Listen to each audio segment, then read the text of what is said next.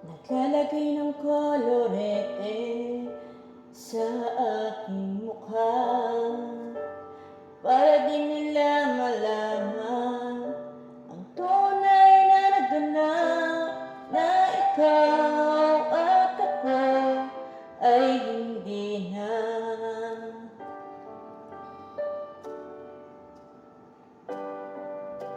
Iniinsal pang mga ngiti para di halata.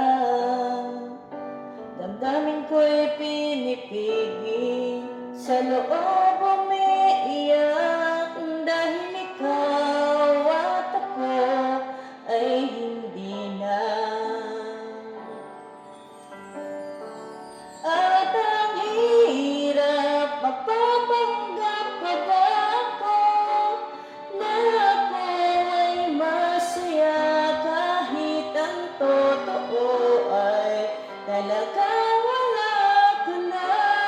At kung bukas pagmulat ng aking mata may mahal ka ng iba, wala na akong magagawa, di ba?